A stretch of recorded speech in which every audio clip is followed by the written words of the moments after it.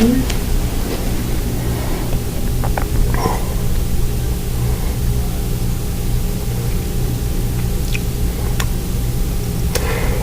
If you're a smoker, you'll no longer be permitted to light up in any of Radnor Township's ball fields, parks, or recreational facilities because of an ordinance. I guess it was a resolution that was signed by the Board of Commissioners quite recently. It does affect everybody at all of the facilities throughout the township, and it was a pet project of Commissioner Jake Abel, who was our guest today, Commissioner of the 6th Ward. Thanks for having me. Here in Radnor Township. I remember you spoke eloquently and often about this particular issue. You have children, you've taken them to these facilities. Sure. And witnessed the secondhand smoke issue, I suppose, which is what this is all about. Right. What's this all about? Because it was the passage of the resolution was a precursor to our participating in another larger program. Is that correct? Sure. Yeah, it is. And this is an issue that I've been talking about since I was a candidate, and I want to provide our residents, particularly our children, safe and clean environments in our park areas. We invite our families out to our parks. We want them to enjoy our parks. I mean, we have a lot of parks, so why not create the best atmosphere for our children? And I mean, the message, from a young age to a child. Mm-hmm. Not to have smoking is incredible to me, and hopefully they'll continue that Sure. throughout their lifetime. And but what is the program? So the program that that we're involved in now is the Young Lungs at Play initiative through the state of Pennsylvania. Young Lungs at Play. Young Lungs at Play. Is that a national or regional initiative? It's I know it through the state of Pennsylvania. Okay. I don't know if other states have similar Mm-hmm. initiatives, but I think this is one that I Mm-hmm. saw early on, and I thought was important, and I'm glad that the other commissioners thought it was important as well. Does it cover only things that light up, or chewing tobacco as well? This is a tobacco ban. Tobacco ban. And what's the penalty? There is no penalty. So it's a resolution. There's no penalty. But how can it be enforced? Well, the enforcement will be moral suasion? I'm hoping similar to, I think the New Jersey beaches have a no smoking ban. I don't know that there's a fine included there, but if you see the sign, hopefully you'll understand that there's children in the area, yes. and that if you do want to smoke or use tobacco, that you'll go elsewhere. But I know there was some discussion among the board about having designated areas for smokers in the parks and so on. That is not part of this resolution. Well, that was not approved. my understanding of the program, the Young Lungs at Play program, is that you can't have designated areas in the parks. And me personally, I would be opposed to that. If you're smoking, smoke travels through the air. Yeah, sure. The vote was 5-2. Why would two commissioners, I assume two commissioners, not approve it? I can't remember the reasons, and I'd have to ask the two commissioners. But I think one commissioner, just thought it was taking away someone's liberty. Sure, discriminates against a certain group. Yeah, but I guess that I can understand that. But in the interest of the better good for the larger group, it certainly makes sense. And to not to speak for the two commissioners who voted against it, but they both did say that they would not want to see smoking around children in our parks. So sure. they do agree with that that position. Mm-hmm. And it's year round. It's not just when the ball fields. No, it's a ban on smoking in our parks. All right. The second item, Wawa. I mean, Wawa is becoming Wawa. My understanding, and you can give us the background on this, but their petition to build a Wawa, including gas pumps and so on, at the corner of Aberdeen and Lancaster Pike. Right. What's the status of that? So so my understanding is Wawa has filed an appeal with the county because the board did not approve their waivers. Their plan. Correct. So that will be that will be at the county level now. And it's what we expected would happen. Mm-hmm. That could go on for a very long time, I assume. Yeah, I don't have the time frame on that, but I don't think it's coming back to us, or we'll see it anytime soon. Yeah. Well, it's funny, on the way to the studio this morning, I passed that location, and again, trying to envision those two existing gas stations as one. By the way, have there been any renderings of what the building will look like? I don't know that I've seen a rendering of the building. Yeah. I mean, I've seen the plans of Because in Wawa, different positions. as you know, has changed the exteriors of Right. their buildings Right. now. I believe, at least in one that I'm aware of, it looks a little more compatible to the neighborhood. It doesn't look like the old Wawa. You have not seen a rendering of what the building would look like? I have not. That doesn't mean that it's not out there. I just haven't seen it. But I think that will be part of, if it does end up, Sure. if we end up in a negotiation, Sure. I think some of those details will be I part think of that it. could make since they're probably going to prevail anyway, it would make a world of difference to have some sense of what it's going to look like when it's in place, Yeah, particularly the pumps. yeah, and important for the neighbors to see as well. Precisely, yeah.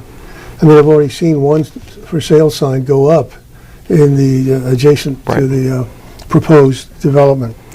But the other thing I wanted to talk to you about as a resident of Radnor Township and your 6th Ward is this flyer or brochure that we received in the mail, Radnor Township Flood Safety Awareness.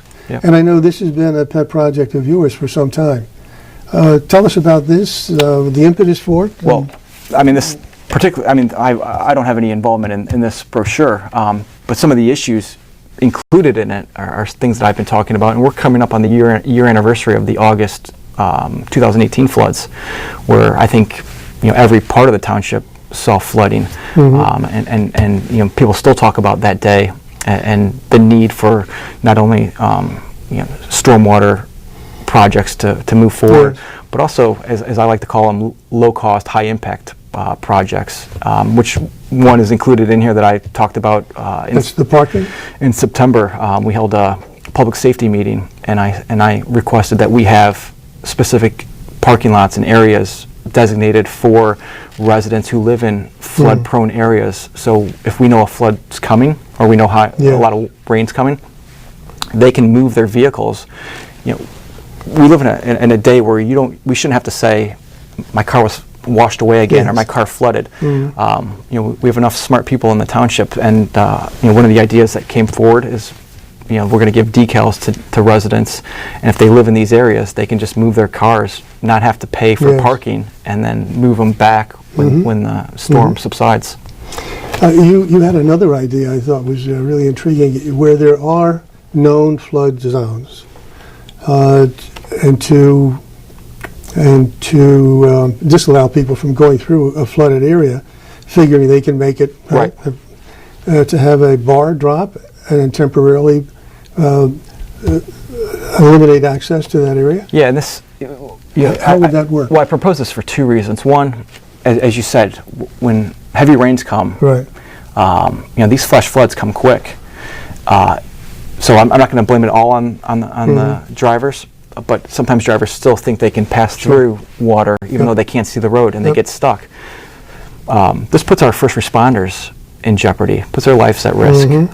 So the idea here is that we're protecting our first responders, allowing them to actually go out and answer calls that are real emergencies, and to protect our residents, not to have to drive through these areas. So there's two ways that this could happen. If you put an arm, which is a low cost initiative, the fire department can just go out there if they know heavy rains are coming and just put the arm down, which will prevent drivers from going through. Right. Or I think there's areas at the shore where it's monitored by water level. So once the water hits a certain level, the arm automatically goes down.